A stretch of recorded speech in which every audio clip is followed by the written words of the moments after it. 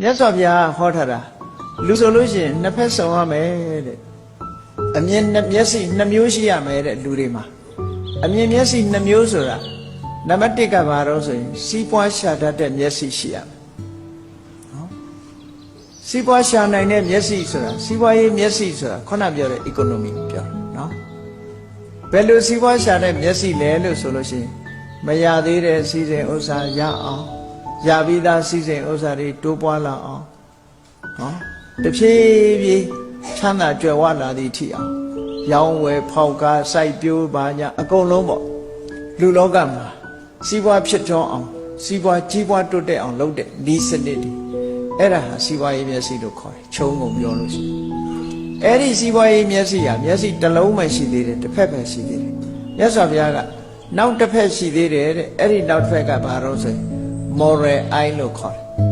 နော်ကိုချင်းတရားနဲ့ပတ်သက်တဲ့မျက်စိရှိအောင်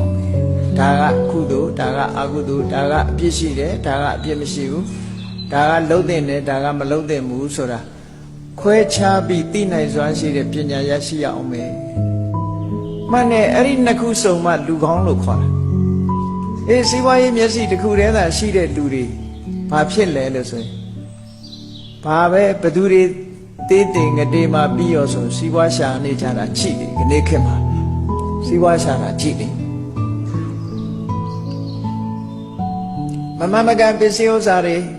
မမမကန်အစားအသောက်တွေနဲ့စီးပွားရှာတယ်နော်ဘယ်သူတွေဘာဖြစ်ဖြစ်ဆိုပြီးတော့စီးပွားရှာနေတဲ့လူတွေမရှိဘူးလားဆိုရှိတယ်အဲ့ဒါဘာလို့ဒီလိုဖြစ်ရတာတော့ဆို moral eye လို့ခေါ်တဲ့ဒုတိယမျက်လုံးမရှိတာ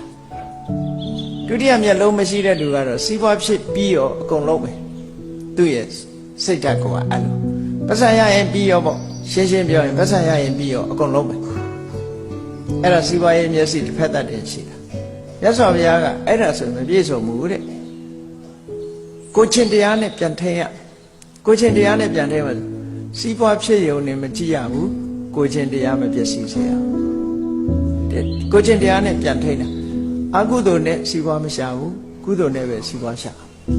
မကောင်းတဲ့အလုံးနဲ့စီးပွားမရှာဘူးသူများထိခိုက်မဲ့အလုံးနဲ့စီးပွားမရှာဘူး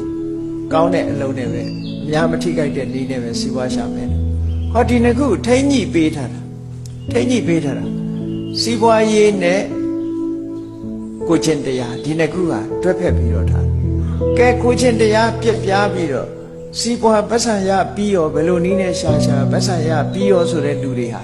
ကိုချင်းတရားပြက်ပြားလာသည့်အတွက်ကြောင့်နောက်ဆုံးမှာဘဝတစ်ခုအဆုံးသတ်ဘယ်တော့မှမကောင်းဒီဘဝကောင်းတယ်ဆိုတော့နောက်ဘဝကောင်းမှုမရှိတော့ဘူးသူတို့ဒီလိုဆိုလိုတာနော်